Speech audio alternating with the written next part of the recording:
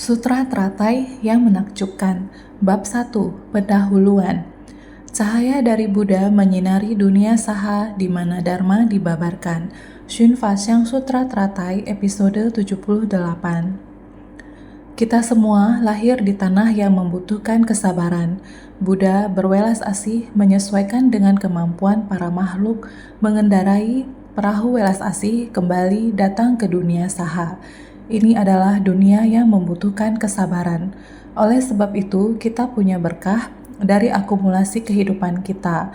Selalu punya jalinan jodoh dengan Buddha di kehidupan sekarang ini, meski berjarak 2000 tahun lebih dari masa Buddha. Namun kita masih ada dalam Buddha Dharma. Tubuh Dharma Buddha masih diwariskan di dunia ini. Alam manusia, tempat ini disebut dunia kesabaran, tidaklah boleh meninggalkan Buddha Dharma. Bila meninggalkannya, maka para makhluk tidak dapat menahan kesabaran lagi. Ini menjadi penderitaan tak tertahankan. Sebab Buddha Dharma dapat membuka mata batin kita sehingga kita lebih memiliki berkah. Tanpa menapakkan kaki selangkah pun, hanya dengan membuka mata saja, sudah pun bisa melihat. Saat ini, kita masih berada dalam Buddha Dharma. Selama kita bisa mengikuti ajaran Buddha, memusatkan kondisi batin kita, menenangkan pikiran kita, dengan tekun mempelajari dan memahami Buddha Dharma, semua ini dilakukan di alam manusia. Sekarang kita harus memurnikan batin kita untuk menghapuskan kerisauan. Secara alami, kita akan mendekati kondisi batin Buddha. Namun, yang ingin kita bahas sekarang, yakni pada persamuhan puncak burung nasar dengan Buddha, terdapat banyak orang, manusia, bodhisattva, atau 8 kelompok dewa dan naga. Semuanya berkumpul di sana, pada persamuhan tersebut, lebih untuk mendekati kondisi batin Buddha. Maka ini merupakan sebuah pujian untuk mereka yang berkumpul di dunia saha. Kondisi ini tidak terlepas dari tempat itu, dapat membuka mata untuk melihat. Para makhluk dalam 6 alam penyambung kelahiran kembali di tanah-tanah itu, mereka mengikuti benih karma yang mengundang buah akibat, menuju alam tujuan yang masing-masing berbeda, di mana dapat dibagi menjadi 6 kategori. Demikian dikatakan, dengan cahaya yang terpancar di antara alis Buddha, ketika kita membuka mata, maka dapat melihat karena berpadu dengan cahaya batin Buddha, yang dapat melihat 6 alam penyambung kelahiran kembali. Pada tanah yang membutuhkan kesabaran ini, tanpa menapakkan kaki selangkah pun, hanya dengan membuka mata saja, sudah pun bisa melihat para makhluk dalam 6 alam penyambung kelahiran kembali di tanah-tanah itu. Mereka mengikuti benih karma yang mengundang buah akibat, menuju alam tujuan yang masing-masing berbeda, di mana dapat dibagi menjadi 6 kategori. 6 alam penyambung kelahiran kembali, yaitu alam neraka, alam setan kelaparan, alam binatang, alam asura, alam manusia, dan alam dewa. 6 alam tumimba lahir dari neraka Awici hingga surga Akanista. Makhluk di 6 alam penyambung kelahiran kembali ini mengikuti benih karma yang mengundang buah akibat.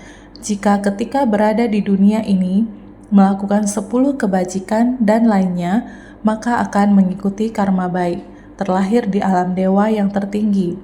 Ini tergantung pada balasan buah akibat, atau melakukan 10 kejahatan besar, tidak ada kejahatan yang tidak dilakukan. Orang jahat seperti ini mempunyai karma buruk yang berlapis-lapis, akan masuk ke dalam neraka Awici. Setiap tingkatnya lebih menyakitkan daripada tingkat sebelumnya. Jadi, tempat dengan penderitaan yang sangat ekstrim dan tanpa akhir juga dapat kita lihat. Kita harus benar-benar bersungguh hati untuk memahami prinsip kebenaran yang dibabarkan Buddha. Sebenarnya kita dapat melihat ini di alam manusia. Jika kita dapat masuk ke kerumunan orang banyak, melihat alam manusia ini, ada orang yang sangat memiliki berkah. Apa yang mereka nikmati membuat orang terkagum-kagum. Bagaimana mereka bisa begitu kaya, Mengapa bisa menikmati kesenangan ini dan banyak lainnya? Mengapa bisa begitu banyak berkah terkonsentrasi pada satu orang? Kita juga bisa melihatnya. Perhatian yang telah kita berikan, apa yang telah kita dengar, apa yang kita lihat, mengapa orang ini sangat menderita setiap saat dan waktu cerita penderitaan yang tak tertahankan. Mengapa semua terkumpul dalam keluarga ini? Mengapa semuanya terkumpul hanya pada satu orang? Sangatlah banyak. Perlakuan orang, mengapa orang ini sangat galak, padahal lingkungannya terlihat bagus. Namun kenapa terlihat tidak memiliki sopan santun? Membuka atau menutup mulut, tidak ada kata-kata yang bagus. Mengapa orang ini demikian? Peraturan dari kehidupan, alam asura. Terlihat orang ini, mengapa mereka sama sekali begitu tidak bermoral. Alam hewan juga terlihat. Yang terlihat, mengapa mereka begitu sangat menderita, padahal mereka memiliki makanan untuk dimakan. Mengapa begitu sedikit saja mereka tidak bisa memakannya? Rasanya seperti jarum di tenggorokan, terasa kembung, alam setan kelaparan. Di dunia yang penuh penderitaan ini, kalian tidak perlu berpindah kemana-mana, karena semuanya dapat kita lihat dengan jelas. Inilah yang menuntun kita untuk terjun ke tengah masyarakat. Barulah kita dapat melihat dan mendengar secara luas berbagai bentuk kehidupan makhluk di enam alam penyambung kelahiran kembali. Oleh karena itu, terhadap para makhluk di enam alam ini, kita harus memahaminya dengan sepenuh hati. Dharma Buddha tidak pernah terpisah dari ajaran duniawi. Selanjutnya, juga dapat melihat semua Buddha masa sekarang pada tanah-tanah itu, serta mendengarkan semua sutra dan dharma yang dibabarkan oleh para Buddha itu. Sutra Teratai Bab 1 Pendahuluan. Inilah yang hendak disampaikan pada semua orang, yaitu gambaran tersebut. Seberkas cahaya dari pusaran rambut putih pada dahi Buddha, melalui cahayanya memungkinkan kita dapat melihat. Tidak hanya dapat melihat para makhluk di enam alam penyambung kelahiran kembali, tetapi juga melihat para makhluk yang berada dan berlatih di tanah suci Buddha. Juga dapat melihat dunia lainnya. Begitu banyak dunia yang tak terhingga jumlahnya. Dunia-dunia yang tak terhingga itu adalah tanah transformasi Buddha, tempat Buddha melakukan pembabaran dan pembinaan ajaran, yaitu tanah suci yang murni tersebut. Kondisi Buddha adalah sangat murni. Dikarenakan Buddha datang ke dunia saha, meskipun dunia saha adalah dunia jahat dengan 5 kekeruhan, namun kondisi Buddha murni. Tanah Buddha, kondisi batinnya semuanya adalah murni. Sekarang di sini dikatakan, semua makhluk yang membina diri, ada yang hendak berlatih mencapai dunia lapis lazuli di penjuru timur. Itu adalah pintu Dharma dari Vaisya Guru Buddha. Ada yang mengatakan, saya mau berlatih pintu Dharma tanah suci. Itu adalah dunia Amitabha Buddha. Ini adalah harus melihat kalian saat membina diri. Hendak berlatih pintu Dharma apa? Di tengah-tengah ini dapat terlihat, tidak peduli dia berlatih pintu Dharma apa, dia akan bisa melihat tanah murni dari Buddha tersebut. Dunia yang dimaksud di sini bukanlah dunia materi yang sesungguhnya, tetapi adalah dunia dari batin. Jadi dapat dikatakan, dari seberkas cahaya dari pusaran rambut putih pada dahi Buddha mampu mencakup 18.000 dunia lainnya. Tanah dari para Buddha dapat melihat langsung para Buddha dan mendengar langsung semua dharma dari para Buddha. Kemudian juga dapat melihat para Buddha masa sekarang pada tanah-tanah itu yang dimunculkan oleh pancaran cahaya dari Buddha. Para makhluk dapat melihat langsung para Buddha dan mendengar langsung semua dharma dari para Buddha yang berada pada tanah murni dari para Buddha itu. Selanjutnya, dapat melihat pula para biku, bikuni, upasaka, dan upasika pada tanah-tanah itu. Mereka melatih diri dan memperoleh jalan agung. Bab 1, Sutra Teratai Bab 1 Pendahuluan. Maksudnya adalah Para biku, bikuni, upasaka, dan upasika adalah 4 kelompok orang yang melatih diri dan memperoleh jalan agung. Orang-orang yang melatih diri dan memperoleh jalan agung ini juga terlihat di persamuhan itu. Melihat keagungan orang yang memperoleh jalan agung melalui pelatihan diri, kebijaksanaan mereka dalam menghayati Dharma Buddha adalah begitu jernih dan murni. Orang-orang demikian semuanya berkumpul menjadi satu. Para bodhisattva agung, apakah yang telah meninggalkan kehidupan rumah tangga, yang tidak meninggalkan kehidupan rumah tangga, asalkan membangkitkan tekad luhur, membangun ikrar agung, menjalankan praktek agung, bersumbangsih di tengah kerumunan orang banyak, semua ini adalah bodhisattva. Setiap bodhisattva memiliki jalinan jodoh masing-masing dalam praktek spiritualnya. Karena setiap orang memiliki ikrar dan praktek yang berbeda, jalinan jodoh bagaimana ataupun jalinan jodoh apa yang membuatnya timbul keyakinan dan pemahaman. Kadang-kadang karena sesuatu jalinan jodoh secara tiba-tiba membangkitkan tekad dan melatih diri, ataupun membangkitkan tekad memberi manfaat bukan hanya untuk diri sendiri, bukan hanya menjalankan praktek yang hanya memberikan manfaat bagi diri sendiri, tetapi juga melatih diri untuk memberi manfaat kepada orang lain. Setelah diri sendiri mencapai kesadaran juga turut menyadarkan orang lain. Inilah bodhisattva. Beberapa hal yang disebabkan oleh sebab dan akibat tertentu membangkitkan keyakinannya. Keyakinan adalah sumber dari jalan kebenaran dan induk dari segala pahala kebajikan, dapat menumbuhkan segala akar kebajikan.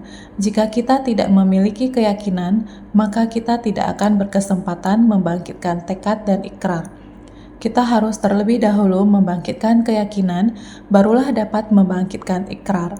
Setelah membangkitkan ikrar, maka dapat memulai proses pembinaan diri. Karena keyakinan dan pemahaman menuntun kita ke 10 tingkat, memungkinkan 10 tingkat praktek jalan bodhisattva. Ini sebelumnya juga sering dibahas, mulai dari alam bahagia hingga ke alam awan dharma. Ini terus berlangsung dari satu tingkat ke tingkat lain, terus-menerus menyaksikan, mengalami, dan memahami. Lebih lanjut, seseorang yang mempraktekkan jalan bodhisattva harus memahami setiap orang dapat mengenali ajaran Buddha berbeda. Sebab musabab tiap orang berbeda. Setelah berikrar, tindakan apa yang diambil di dalam jalan bodhisattva ini bergantung pada pemikiran masing-masing orang. Selain itu juga dapat melihat para bodhisattva mahasattva dengan berbagai sebab musabab, berbagai keyakinan dan pemahaman dan berbagai penampilan mereka menerapkan jalan bodhisattva. Sutra Teratai Bab 1 Pendahuluan. Selanjutnya, melihat para Buddha dengan cahaya Buddha, melihat para Buddha dengan memanifestasikan diri mereka, mempraktekkan kesempurnaan dan menunjukkan ketenangan. Maksudnya adalah, di dalam persamuhan Dharma ini, kita dapat menyadari bahwa Buddha, baik Buddha masa kini, Buddha masa lampau, maupun Buddha masa depan, ajaran dari semua Buddha adalah sama.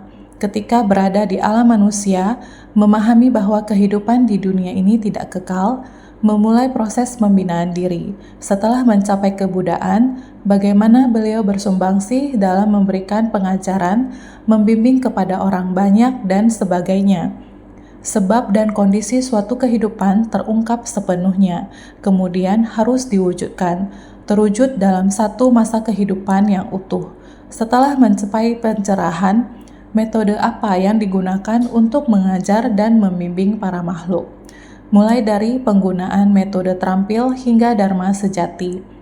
Setelah setiap orang mampu menghayati dan memahaminya, hal ini menandakan bahwa jalinan jodoh untuk membimbing dan mengajar para makhluk dalam satu masa kehidupan telah mencapai kesempurnaan.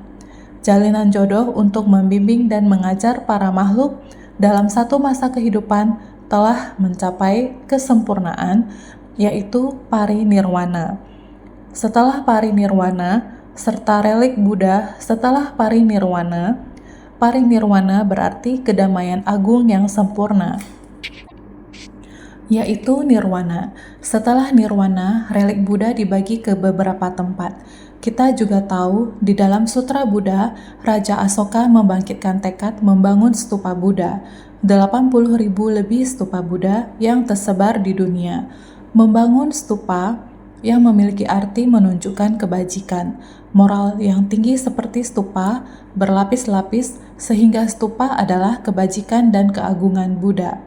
Relik adalah sarana untuk menampakkan kebajikan Buddha melalui stupa. Relik tersebut dipersembahkan dan disemayamkan di dalam stupa, menandakan bahwa hubungan pembabaran sepanjang satu kehidupan telah berakhir. Tubuhnya menjadi relik, relik terdapat di dalam stupa. Orang-orang di masa depan, baik ribuan maupun puluhan ribu tahun setelahnya, bangunan ini beserta relik masih terus diwariskan, menjadi bukti nyata bagi para makhluk di masa mendatang. Selanjutnya, dapat melihat parinirwana dari para Buddha. Setelah para Buddha memasuki parinirwana, stupa-stupa dengan 7 mustika dibangun untuk menyimpan relik-relik mereka. Sutra Teratai Bab 1 Pendahuluan. Jadi, cahaya Buddha menerangi objek dan menampakkan berbagai tanda istimewa. Dari itu, persamuhan kemudian memunculkan hati mendambakan untuk mendengarkan Dharma. Di antara alis Buddha mengeluarkan cahaya, menampakkan berbagai tanda istimewa, membuat orang-orang yang berada di dalam persamuhan tersebut bisa tersinari oleh cahaya dari Buddha. Dari makhluk di 6 alam penyambung kelahiran kembali terus terlihat hingga ke alam para Buddha dari kawasan lain, sama-sama berada di tempat persamuhan dan terus terlihat. Begitu banyak orang yang membina diri dan memperoleh buah pencerahan. Ini semuanya terjadi di dalam persamuhan. Cahaya tanda istimewa yang ditampakkan dari antara alis Buddha menyinari batin semua orang. Batin semua orang sebaliknya mencerminkan. Dalam satu dharma, dalam satu waktu dapat menjangkau begitu banyak dunia. Jadi, ini merupakan berbagai tanda istimewa. Orang-orang yang melihat hal ini merasa sangat langka, berbeda dengan sebelumnya. Semua orang terus berpikir, seharusnya masih ada dharma yang lebih menakjubkan dapat didengar. Semua orang memunculkan hati mendambakan, terus menginginkan untuk mendengar Dharma. Hanya ketika seseorang memiliki hati yang penuh hormat dan ingin mendengar Dharma, barulah Dharma dapat benar-benar masuk ke dalam hatinya. Jika ingin mendengarkan Dharma dengan santai, tambah atau kurangi, dengarkan jika ada jalinan jodoh. Jika tidak, lupakan saja. Dengarkan jika punya waktu, jika tidak, menyerah saja. Inilah sebabnya mengapa kita makhluk hidup tidak membangkitkan rasa hormat. Buddha demi mengungkapkan isi hatinya, maka menunjukkan wujud cahaya ini, agar semua orang tahu Dharma yang akan dibabarkan selanjutnya adalah isi hati yang paling dalam dari Buddha. Hal ini memunculkan hati mendambakan semua orang untuk segera mendengarkan Dharma. Ini bertujuan untuk menginspirasi semua orang agar menghormati Dharma. Persamuhan yang sekarang hadir adalah demi mewujudkan keinginan untuk mendengarkan Dharma. Cahaya dari Buddha menerangi objek dan menampakkan berbagai tanda istimewa. Dari itu, persamuhan kemudian memunculkan hati mendambakan untuk mendengarkan Dharma. Dikarenakan memunculkan tanda-tanda seperti ini, pasti akan membabarkan Dharma seperti ini. Dikarenakan memunculkan tanda-tanda seperti ini, pasti akan membabarkan Dharma seperti ini. Karena Buddha memunculkan tanda-tanda seperti ini, pasti akan membabarkan Dharma seperti ini. Maka setiap orang muncul hati penuh harapan, sangat berharap Dharma ini dapat segera langsung dibabarkan Buddha. Kita harus memahami tanda cahaya ini, di dalamnya terdapat kondisi yang sangat misteri. Sebenarnya bukan ingin mengatakan kepada semuanya, mereka menunjukkan kekuatan gaib di sana untuk menunjukkan kepada semua orang kondisi batin kita bersatu dengan kondisi batin Buddha. Semua orang memahami Dharma dengan sangat tuntas. Kondisi batin seperti inilah, kebijaksanaan pada dasarnya dimiliki oleh setiap orang. Buddha hadir membangkitkannya bagi kita. Setelah dibangkitkan, batin dan kebijaksanaan kita pun seketika terbuka. Dalam satu momen yang sama, kita mampu melihat dengan jelas dan memahami banyak hal tentang dunia. Seperti yang telah disampaikan sebelumnya, di dunia, satu bunga adalah satu Buddha, satu rumput adalah satu dunia. Bukankah demikian? Betapa halus dan mendetailnya, namun masing-masing tetap memiliki dunianya sendiri. Prinsip-prinsip tersebut dapat kita pahami secara mendalam dan jelas, baik yang besar maupun yang kecil. Karena itu, saudara sekalian, kita sungguh harus menggunakan batin yang sangat halus untuk menghayati Dharma Buddha, bukan sekedar menafsirkan kata demi kata, kemudian berlalu begitu saja. Tidak demikian. Kita semua sungguh harus sangat bersungguh hati. Cahaya tanda rambut putih di antara alis Buddha dan kondisi batin kita ini menggambarkan bahwa batin Buddha dan batin kita seharusnya dapat saling mencerminkan. Maka dalam belajar Dharma Buddha, kita harus menggunakan batin yang paling halus untuk merasakan Dharma yang paling halus dan menakjubkan. Oleh sebab itu, semuanya senantiasa lebih bersungguh hati.